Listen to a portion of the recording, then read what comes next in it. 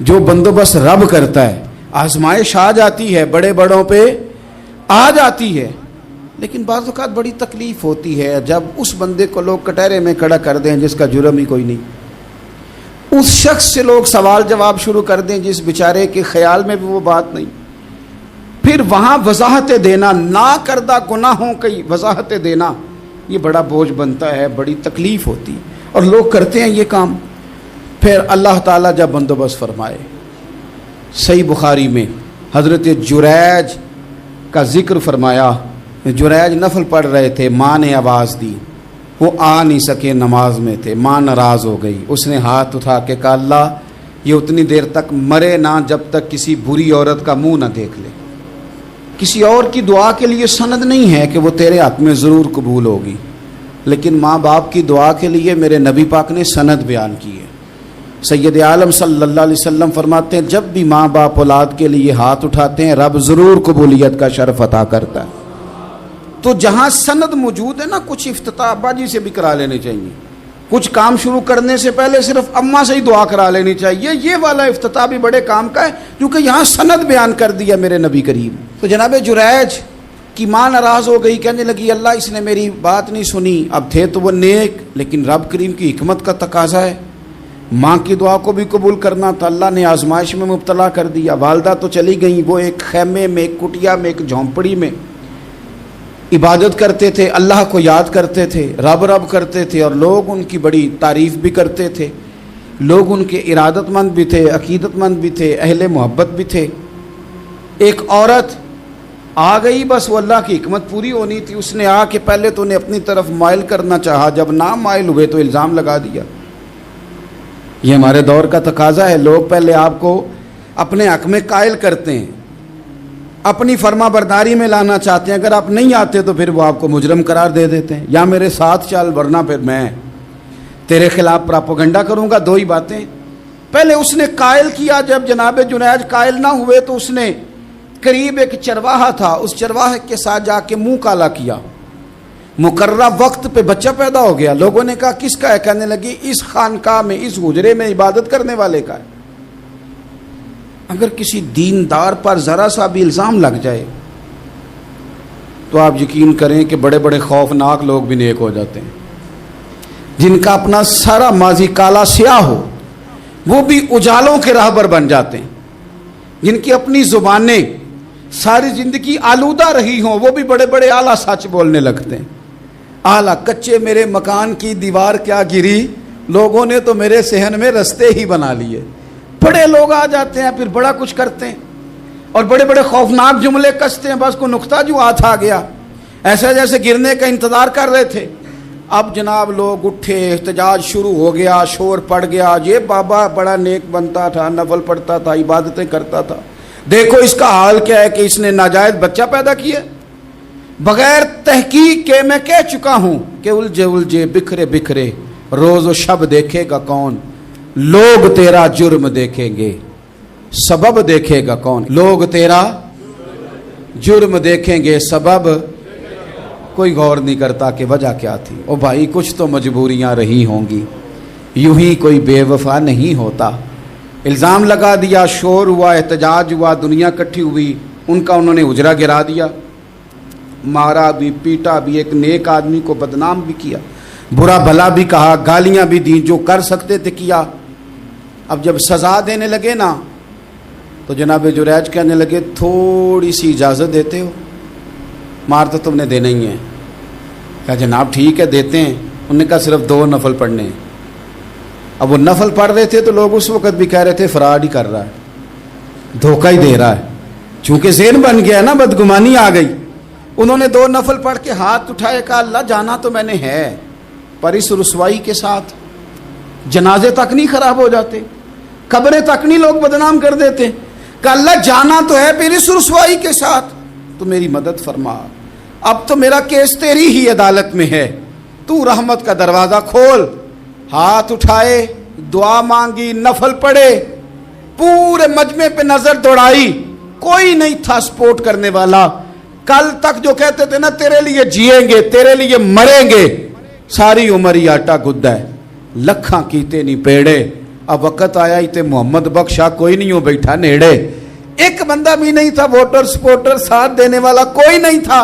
تو جناب جنید بچے کی طرف اشارہ کر کے کہنے لگے کوئی نہیں بول رہا, تو ہی بول کے بتا دے تیرا باپ کون ہے, تو ہی بول کے بتا دے کون ہے. اللہ اکبر. میرا رب جب چاہے تو بچے بولتے ہیں, رب چاہے تو گونگے بولتے ہیں, رب جب چاہے تو پھر پتھر بھی بولتے ہیں. جب کہا نا تو ہی بتا تو بچہ بولا اور بول کے کہنے لگا میرا باپ جریج نہیں, میرا تو وہ ہے جو بکریاں چرانے والا ہے, وہ میرا باپ. جب رب کریم نے توفیق دی تو بچہ بول پڑا. جب رب بندوبست کرتا ہے کسی کی عزت کی حفاظت کا تو پھر کوئی اسے رسوا کر سکتا. یاد رکھنا جب رب محافظ ہو تو پھر لوگوں کا پراپوگنڈا وہاں کچھ کر سکتا. لوگ کئی دفعہ بڑا گہرا جال بنتے ہیں, سازش کا رنگ بڑا گہرا ہوتا ہے, عام سادے آدمی اس کو سمجھ نہیں پاتے, اس پراپوگنڈے کا حصہ ہو جاتے ہیں, انہیں پتہ ہی نہیں چلتا یہ بات دراصل کیا کی جا رہی ہے. یہ کتنی گہری حسد کی آگ ہے جس کو لوگ بغض کے ساتھ ہوا دے رہے ہیں, اپنی عداوت کے ساتھ اس کو زیادہ جلا رہے ہیں. حضرت سیدنا عائشہ صدیقہ رضی اللہ تعالیٰ عنہ بیان کرتی ہیں, اور لطف کی بات یہ بھی بخاری میں موجود ہے. میں نے جناب جنید کا قصہ عرض کیا تو بخاری سے, یہ عرض کر رہا ہوں تو بخاری سے. یہ واقعہ میں حضور کی امت کے کسی ولی کا بیان کرتا تو لوگوں نے کہنا تھا ہماری سمجھ میں نہیں آتا. بعض لوگوں کا خیال ہے کہ داتا صاحب کی کرامت بھی نبی پاک کی بیان کریں. او خدا کے بندوں کو خیال کرو, داتا صاحب تو کئی سو سال بعد آئے ہیں, وہاں اگر کوئی کرامت ہوگی تو حضور بیان کریں گے.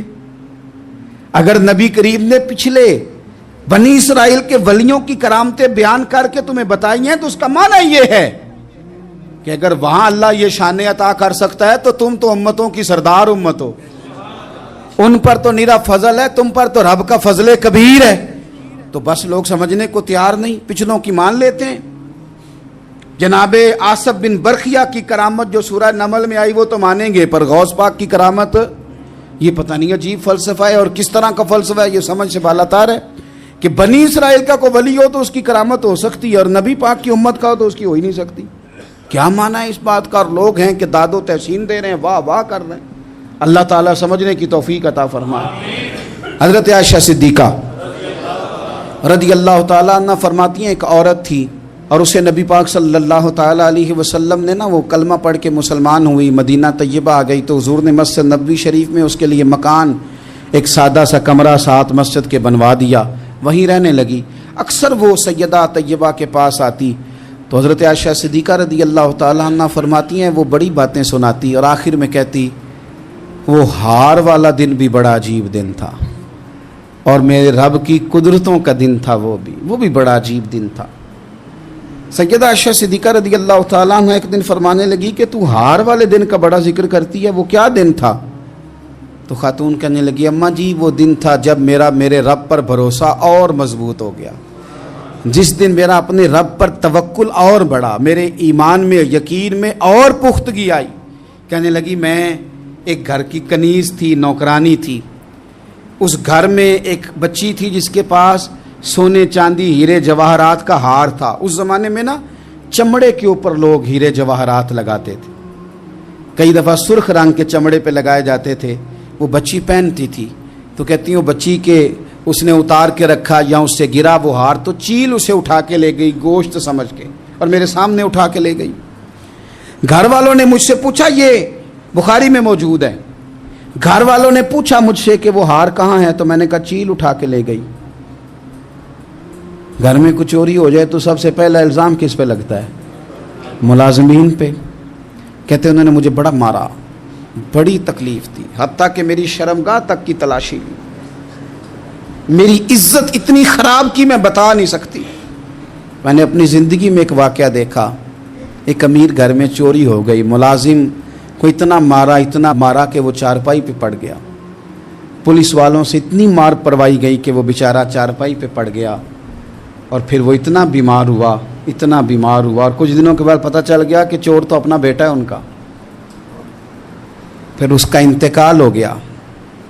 اب وہ سیٹھ صاحب اور گھر والے آ کے مرنے والے کے کان میں معافیاں مانگ رہے ہیں, کان میں تو میں نے ان سے پھر کہا تھا کہ یہ تو اب چلا گیا ہے، تمہارا زور چلتا تھا نا، تو تم نے قانون خریدا اور تم نے اسے جتنا ہو سکا تم نے اسے مار پڑوائی، تمہارے پاس جو عدالتیں تھیں تم نے وہاں کارروائی کی، اب ایک عدالت قیامت کے دن لگے گی۔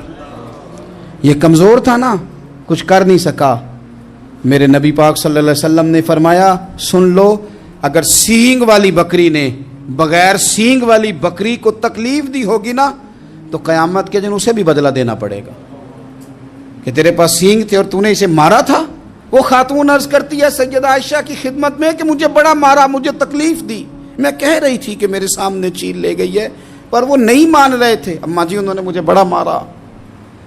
حضرت عائشہ صدیقہ کہتی ہیں پھر کیا ہوا؟ کہنے لگی اماں جی جب کوئی میرا مددگار نہ رہا، مجھے تکلیف دے رہے تھے، رسوا کر رہے تھے، تو میں نے اپنے رب سے مدد چاہی، میرے رب کی طرف میں نے توجہ کی، میں نے کہا مالک اب تو ہی میرا مددگار ہے۔ کہتی ہے وہ مجھے مار رہے تھے تو وہ چیل جو ہار لے گئی تھی وہی لے کے واپس آ گئی، اور ہمارے سروں کے قریب لا کے اس نے جب اس ہار کو پھینکا وہ مجھے چھوڑ کے سائیڈ پہ ہوئے، وہ میری بے گناہی جان گئے، لیکن آپ کو بتاؤں اس دن سے میرا اپنے رب پر یقین اور بڑھ گیا۔ مجھے سمجھ آ گئی کہ جب انسان پورا ٹوٹ جاتا ہے اور جب کوئی چاروں جانب اس کا مددگار نہیں ہوتا تو رب تو ہوتا ہے نا، اللہ تو اس کا مددگار ہوتا ہے نا، وہ تو پھر اپنے اس بندے کی مدد کرتا ہے نا، پھر وہ تو توانائی دیتا ہے نا، وہ تنہا نہیں چھوڑتا، وہ تو آنسوؤں والوں کے آنسوؤں پہ بڑا کرم فرماتا ہے، وہ تو قسم پرسی میں آ جاتا ہے، اس کی رحمت بڑھ کے استقبال کر لیتی۔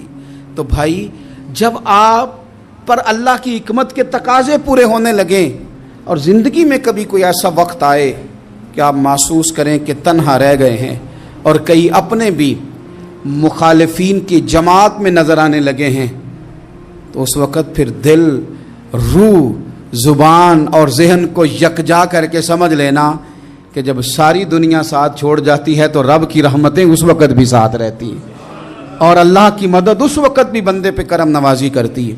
ایک اور حدیث سنیں، لطف کی بات یہ ہے یہ بھی بخاری میں ہے، یہ بھی واقعہ بخاری میں ہے۔ اللہ اکبر۔ ایک شخص نے نا ایک بندے سے قرض مانگا، اس نے کہا مجھے قرضہ دو، وہ کہنے لگا کہ کتنا قرضہ؟ اس نے کہا 1000 دینار۔ دینار سونے کا ہوتا تھا، درہم چاندی کا ہوتا تھا، 1000 دینار چاہیے۔ اس نے کہا کوئی گواہ ہے تیرے پاس؟ غریب کا گواہ بھی کوئی نہیں بنتا، کبھی الجھ جائے نا کوئی بندہ تو کئی اپنے بھی کہہ دیتے ہیں کہ ہم اس کے قول فعل کے ذمہ دار نہیں ہیں۔ ایک غریب آدمی کو قرض کی ضرورت پڑ گئی، 1000 دینار چاہیے۔ میں کہہ چکا ہوں کہ درہم چاندی کا ہوتا تھا، دینار سونے کا، اب 1000 دینار لینا ہے۔ تو جس بندے سے اس نے کہا، اگرچہ وہ نیک بندہ تھا، اس نے کہا یار 1000 دینار دے دو، تو کہنے لگا کوئی گواہ ہے تیرے پاس؟ وہ کہنے لگا غریبوں کا گواہ کون ہوتا ہے؟ ہاں ایک گواہ ہے۔ کہا کون؟ کہا میرا رب، وہ تیرے اور میرے بیچ گواہ ہے۔ اس نے کہا کوئی کفیل، اگر تو پیسے نہ دے سکے تو وہ بعد میں دے دے، یا تجھے کچھ ہو جائے تو وہ دے دے۔ اس نے کہا کفیل بھی میرا اللہ ہی ہے، میرے پاس اگر ہے تو رب کریم کا نام ہے، اگر اعتماد کر سکتا ہے تو کر لے۔ بندہ نیک تھا، اس نے کہا رب کے نام پہ، رب کی کفالت پہ، اللہ کو گواہ بنا کے میں تیار ہوں تجھے 1000 دینے کو۔ اس نے 1000 دینار دے دیا، وقت واپسی کا طے ہو گیا، وہ چلا گیا پیسے لے کے۔ اس نے پوری محنت کی کہ میں نے وقت پہ پیسے لوٹانے، پوری محنت بھی کر لی، اللہ نے مدد بھی کر دی، پیسے بھی اس تاریخ کو اسے مل گئے۔ بعض لوگوں کا تو لوٹانے کا دل ہی نہیں نہ ہوتا۔ فرمایا حدیث پاک میں کہ تو لوٹانے کا ارادہ کر، رب تیری مدد بھی فرمائے گا۔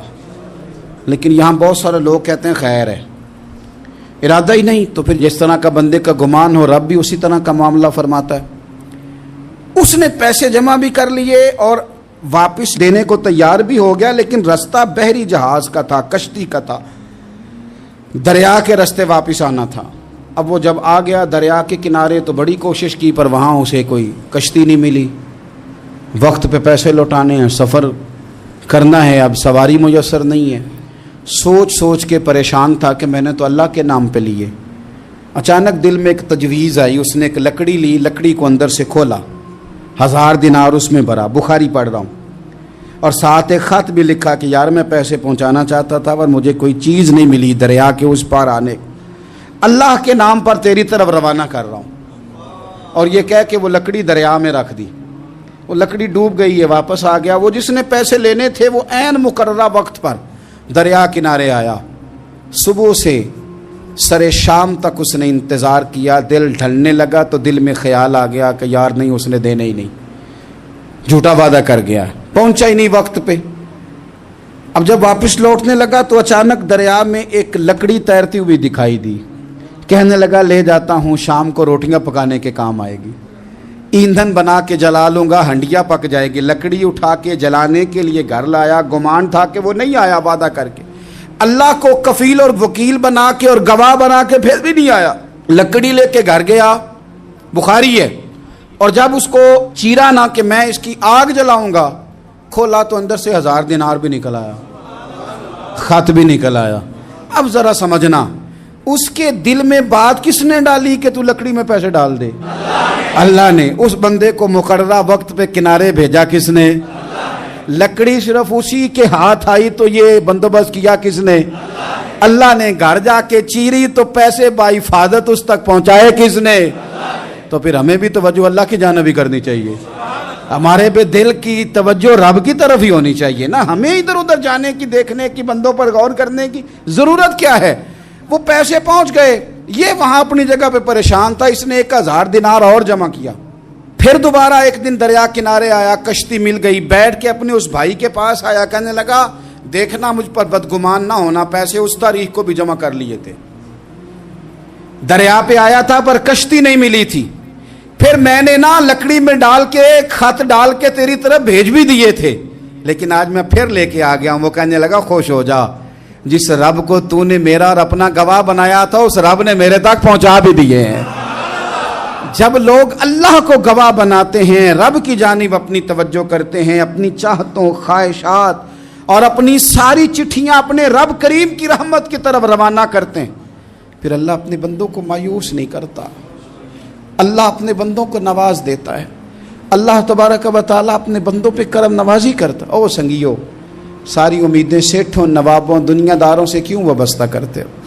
ساری توجہات کا مرکز کیوں ان لوگوں کو بناتے ہو جو تمہیں دنیا میں مضبوط نظر آتے ہیں؟ اپنی توجہات کا مرکز اپنے خدا کو بنائیے، اپنے مالک کی جانب اپنی ساری خواہشات کا رخ پھیر دیجئے، اپنی توجہات اپنے رب کی جانب کر لیجئے، وہ اپنے بندوں پہ بڑی کرم نوازی فرماتا ہے، وہ عزتوں کا بھی محافظ ہے، وہ پریشانیوں میں کرم نوازیاں فرمانے والا ہے، وہ ساتھ دینے والا ہے، وہ اس کی رحمت قریب آ کے بندے کو سہارا دیتی ہے، وہ اپنے فضل سے اپنے بندوں کی ہر مشکل میں دستگیری فرماتا ہے۔